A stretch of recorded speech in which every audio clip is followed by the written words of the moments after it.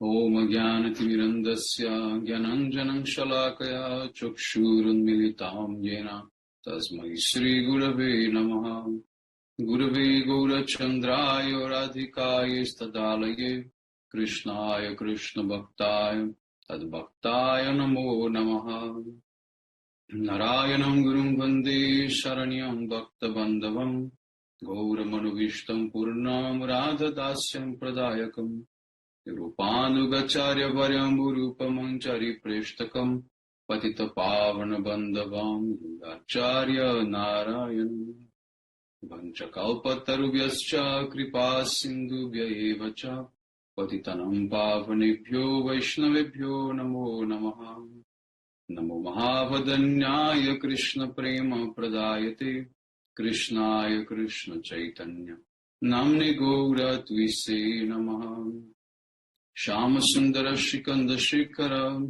Ismera Hasar Murali Manohara Radhikara Sikamam Kripanide Swapriya Charana Kinkarim Kuru Bhakta Kanchana Gaurangi Radhe Vrindavaneshwari Vrishabhanu Sute Devi Pranamami Hari Priye Vrindai Tulasi Devi Ai Priyai Keshavasacham Krishna Bhakti Prade Devi Satyavatyai Namo Namaha Shri Krishna Chaitanya Prabhu Nityananda Sri Advaita Gadadhar Sri Vasadi Gaura Bhakta Vrinda Hare Krishna Krishna Krishna Hare Hare Hare Ramo Ramo Hare Hare. So first of all I begin offering my most humble obeisances to the dust of the lotus feet of Paramardatama Shri Guru Pada Padma Nitrila Pravishtam Vishnupada Paramahamsa Paribrajacharya Ashtota Rasata Srimad Shila Bhakti Vedanta Narayana Goswami Maharaj Shila Gurudeva, and to my most worshipable Shiksha and Sannyasa Guru Nitrila Pravishtam Vishnupada Paramahamsa Paribrajacharya Ashtota Rasata Srimad Shila Bhakti Vijnana Bharati Goswami Maharaj, and to all Shri Rupano Gauriya Guru Varga, to all Tridandi Sannyasis, Brahmacharis, Vaishnavas, Vaishnavis, and to all the assembled devotees here today, my most respectful obeisances. And so, by the causeless mercy of Srila Gurudeva and all Mahabhagavatas Acharyas, we are able to assemble here one more time. Today we are going to start to read the first chapter of Rasa Pancadhyayi. And the first chapter begins with the first verse of the 29th chapter of 10th canto. Shri Bharadharaniruvacha Bhagavam Apita Ratri Sharadotfula Malika Viksharantung Manaschakri Jogamayam Upasritam. Sri Shukadeva Goswami said that when Bhagavan Shri Krishna saw the most beautiful autumn night, beautified by the blossoming jasmine flowers, he was inspired to perform the Rasa Lila to fulfill the desires of his beloved gopis. But although he is full of the six opulences, he took shelter of his potency called Jogmaya. When Krishna stole the gopis' clothes, he informed them about those future nights, so that all would come together for enjoying this Rasa Lila. So now Gurudev, before giving the commentary, he is going to offer his Mangala Charan for the beginning of the book. Namo Vishnu Padaya Gaura Prashtaya Bhutale Shri Srimad Bhakti Pragyana Keshava Iti Namine Atimartha Charitraya Swasirtanam Chapaline Jivadukya Sadartaya Srinama Premadayine Gaura Sraya Vigrahaya Krishna Kameka Charine Rupanuga Pravaraya Vinodeti Swarupine Vishwasyanata Rupo So Bhakti Vartma Pradarshanat Bhakta Chakre Varti Tattva Chakravarti Akyaya Bhava. This last pranam mantra is for Srila Vishwanatha Chakravarti Thakur. It means because he indicates the path of bhakti, he is known as Vishwanath. And because he always remains in the assembly of the pure devotees, he is known as Chakravarti. Srirupa Charana Dvandva Raginam Brajavasinam Sri Jivam Satatam Vande Mandishwananda Dainam. I perpetually pay respects to Sri Jiva, who is full of affection for the lotus feet of Sri Rupa Goswami. So this pranama mantra was to Jiva Goswami Pad. Namo Mahavadanyaya Krishna Prema Pradayate Krishnaya Krishna Chaitanya Namne Gaura Tuise Namaha. Now he's paying pranam to Chaitanya Mahaprabhu. So Gurudev then he pays pranam first to his own Gurudev, Srila Bhakti Pragyana Keshava Goswami Maharaj, then to Srila Vishwanath Chakravarti Thakur, to Srila Jiva Goswami, who are the main commentators of this book, and last to Sri Chaitanya Mahaprabhu. I prostrate again and again at the lotus feet of our Guru Varga, and I pray to all of them for their mercy. My Guru Pada Padma, Om Vishnu Pada Sri Srimad Bhakti Pragyana Keshava Goswami Maharaj, who is an ocean of unconditional mercy. Srila Vishwanath Chakravarti Thakur, who is the greatest of all exalted teachers, and the foremost of preceptors adept in relishing rasa. Srila Jiva Goswami Pada, who is the authority on conclusive Gauriya philosophy. The supremely worshipable Srila Sridhara Swami Pada, who is the third commentator of this book. And Sachinandana Gaurahari, who is Sri Krishna beautifully adorned with Sri Radha's golden complexion and mood. Although unqualified in every way, I am taking the presentation of elaborated translations of their commentaries on Sri Rasa Lila, which are described in the chapters 29 to 33 of the 10th canto of Srimad Bhagavatam. So the commentary of Srila Sridhara Swami is called Bhavartha Deepika, but I'm not going to read during our study. I'm just going to focus on the commentaries of Srila Jiva Goswami and Srila Vishwanath Chakravarti Thakur. Again, I'm explaining why I'm doing like that. It's because the commentary of Srila Sridhara Swami Pad, it's not exactly in our Rupanuga line. So therefore, to save time, I'm going to focus only on these other two commentaries. So the commentary of Srila Jiva Goswami is called Vaishnava Toshani, and commentary of Srila Vishwanath Chakravarti Thakur is called Sarartha Darshini. So it will always be like this. First Jiva Goswami's commentary, then after Srila Vishwanath Chakravarti Thakur's commentary. This is the order. Why? Because Jiva Goswami he wrote before. So many things also Srila Vishwanath Chakravarti Thakur is taking from the commentary of Jiva Goswami and also sometimes explaining that. And you are going to understand that their commentaries are different somehow. Many times Jiva Goswami Pad he is going to give emphasis to the mood of Sakya. And this is for the preaching purpose that he did this. But the real deep and the commentary based on Parakya in the line of Rupa Goswami Pad, it will come in the purport of Srila Vishwanath Chakravarti Thakur. So now let us see the commentary of Jiva Goswami Pad for this first verse. So he begins also with his Mangala Charan, offering his obeisances to the Rasa Rasika devotees, those who are expert in relishing the mellows of Rasa Lila. And the Jiva Goswami Pada, he sometimes will also comment on the commentary of Srila Sridhara Swami. So whatever is important for us to hear from Sridhara Swami, Jiva Goswami, he is already taking that for us. So in this way, we are not going to miss any important information. Then Jiva Goswami Pada is saying, in his commentary on this verse, Sridhara Swami, he writes, Rasa Samrambhe.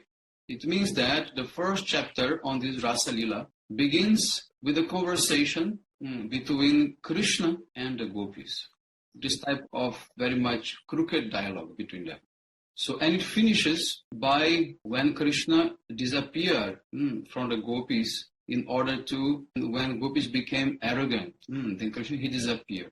So, in this way, he's saying that Krishna was hiding and observing the gopis. That is the end. So, in this way, Sridhara Swami, he has raised one doubt regarding this. Bhagavan Shri Krishna actually defeated the Cupid by performing Rasa Lila. But to any ordinary person, it may appear that Krishna, he was just performing any type of mundane romance with his wives, with the gopis. and he himself was actually conquered by the Cupid. But to remove this doubt, Sridhara Swamipada, he says, it cannot be like that, because the glories of Bhagavan's Rasa Lila are very famous. So in this way, the verse begins with Sri Badarayanir Uvacha, means Shukadeva Goswami, he speaks. So why Shukadeva Goswami is being addressed as the Badarayani? Because Vyasadeva, he performed severe austerities in Badarikashram. And therefore, he is known as Bhagavan Vyasadeva Sri Badarayana. And his worship was the topmost because his austerities were to satisfy Krishna. In the same way that Krishna is the supreme object of worship, Sri Badarayana, Vyasadeva is the best of all the omniscient persons. In this way, only Vyasadeva was capable to perform such austerities for the pleasure of Krishna. So the fruit that Vyasadeva received from his austerities in Badarikashram came in the form of his son, Shukadeva Goswami. So therefore, his name became Sri Badarayani, the son of Badarayana. So, and because he is the result of Vyasadeva's austerities, he also has naturally these qualities to be a pure devotee, to be omniscient, and also he is having the qualities of being full of rasa. He is rasik. But the significance of the name Badarayani has another meaning which is even more glorious. And it happens when he describes the confidential Rasa Lila. So it means that only to propagate Srimad Bhagavatam, Vyasadeva actually got a son like Shukadeva Goswami. So in this way, the topmost accomplishment of Shukadeva Goswami was to describe the glories of Rasa Lila. So in this way, we have to always remember the original speaker of Rasa Lila, who is Sri Badarayani Shukadeva Goswami. And then we also have to hear those pastimes with the heart purified by bhakti, just like the heart of Shukadeva Goswami, very pure. So this is the intention of using the name Badarayani.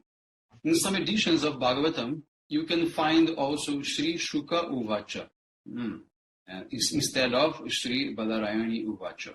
But the original one is Badarayani Uvacha.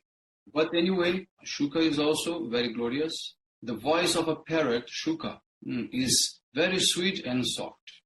So in this way, it means that Shukadeva Goswami, he has presented in a very natural way the topmost and the softness of these Rasa Lila pastimes. And because he is eternally situated in the most brilliant mellow of conjugal love, Unnattu Jala Rasa. So therefore, Shukadeva Goswami is the only effective speaker of Rasa Lila. And just as he is absorbed in Unnattu Jala Rasa, so the audience also has to listen in the same mood. So, and this is what is indicated by the word Shuka. But now I am speaking in brackets. Although Shukadeva Goswami was completely rasic, the audience in front of him was not all like that. So sometimes he spoke many things in a hidden way. Many things which he says, it may look like very simple, but actually there are many deep meanings. Okay, so continue here. We can see that the purpose of Bhagavan Shri Krishna is to give joy to the gopis. Actually, Krishna, he has no desire to fulfill his own desires. He performs rasa to satisfy the gopis' desire, not his desire. When we say that he is the supreme enjoyer, actually, he's not enjoying his desires. He's enjoying the fulfillment of gopis' desire. We will see this again deeper when we come to Gopi Gita chapter here. Those who already heard our lectures about Gopi Gita can understand also something about this. So in this way, the gopis, they have the topmost love, and Krishna will fulfill their desires. And for this reason, he must perform Rasa Lila. And by that, he will also enjoy the supreme happiness. So in this way, Shukadeva Goswami, he highlights these two blissful pastimes in these 5 chapters from Srimad Bhagavatam. So therefore, he is narrating the Rasa Lila in these 5 chapters of Bhagavatam. The 5 chapters are like the 5 senses of Bhagavatam and are very dear to the devotees. In front of the Braja Gopis, Shri Krishna manifested himself with the most beautiful and enchanting form. And Krishna's form is the shelter of all the beauty found in the 3 worlds. And this form is so beautiful that it turned the heart of even the Cupid. Gopyastapa kimacharam. What austerities did the gopis perform in order to continuously drink with their eyes the sweet beauty of Krishna? So we can understand this by studying this verse and also some other verses from Bhagavatam. Only the Braja Gopis, they can relish Krishna's beauty and topmost flavor and fragrance, touch and speech. It is extremely rare even for the Munis and Rishis to have such type of experience. The Braja Gopis are the only ones who can drink the nectar of Krishna's lips. It is impossible for anyone else. So this is the reason why this is accepted that the Braja Gopis, they are the perfect candidates for Rasa Lila. So because of them, this Unnata Jalarasa is flourishing to the highest degree. So there are many places in Srimad Bhagavatam where the glories of Bhagavan and the Gopis are described. For example, in the verse 10, 15, 43. So in the amorous pastimes of Rasa Lila, the Braja Gopis, they are drinking the beauty of Mukunda's face, just like the bees are drinking honey. And in this way, the burning sensation of the fire of separation was removed from their hearts. Also, in another verse, 10, 19, 16, it says, the gopis became supremely joyful to see Sri Govinda. Next verse, 10, 21, 1. It says, Shri Krishna entered in Shri Vrindavan, which was beautifully decorated by the autumn season. And the lakes and the rivers were filled with their crystal clear waters. And the unmarried Braja Gopis, they took a vow to worship Katyayani Devi in the first month of the winter season. So in this way, in these verses, we can understand how the passion between Krishna and the Braja Gopis were sprouting. So remembering Krishna, the Gopis, they spoke one verse. O master of the amorous pastimes, the sidelong glance coming from your eyes, which defeats the beauty of the lotus in the autumn season, has made us your unpaid maid servants. Oh dear one, we remember your special smile, your beautiful glances, your many amorous intrigues, your heart-touching laughing, your jokes and intimate talks. All these memories bring extreme pleasure to us. And at the same time, they also have left us like spellbound. Oh hero, in the evening you arouse romantic desires in our hearts by showing your beautiful lotus face, which is surrounded by beautiful dark locks and covered with the dust raised by the cow's hoofs. And the suggestive way you spoke to us in private, the sight of your smiling lotus face, your loving glances, and your broad chest. All these make us desiring to be with you. So this verse from the Gopi Gita, if you remember, these are the 4 reasons that the gopis, they want to be Rasa Lila with Krishna. The way Krishna speaks with them in private, Krishna's smiling face, Krishna's smile, Krishna's sidelong glances, and Krishna's broad chest. These 4 things inspire desire in the gopis' hearts. So in this way, Shukadeva Goswami, he deeply remembered meetings between Krishna and the gopis. And he decided to describe them in a very appropriate way. In this way, he begins chapter of Rasa Lila saying, Bhagavan Api. Although Shri Krishna is the Supreme Lord, he desired to be with the gopis. Why is saying like so? The word api, it will make us to meditate in the gopis' arising passion. And also it indicates the freshness of the upcoming meeting. Sorry, not upcoming, forthcoming meeting. Also means next. Forthcoming also means next. I thought it would be different. So in this way, since the time of Vastraharana Lila, Vastraharana Lila means the pastimes of Krishna in stealing the gopis' garments. The gopis, they were waiting, very restless to engage in amorous pastimes with Krishna. Because Krishna promised that he would fulfill their desires. So that excitement manifested Purvaraga in the gopis. And this Purvaraga means feelings of separation before the meeting. So the intense feelings of love, Anuraga, had already risen in the heart of Krishna, but he was controlling himself. He was waiting patiently for the proper moment to invite the gopis. Why he was waiting? Because the gopis' love, the gopis' emotions was not yet developed to the necessary point. That's why at that moment, during the Vastraharana Lila, Krishna did not meet with the gopis because they were not ready. So then he's waiting so they will get more mature. At that time, they were very, very like child.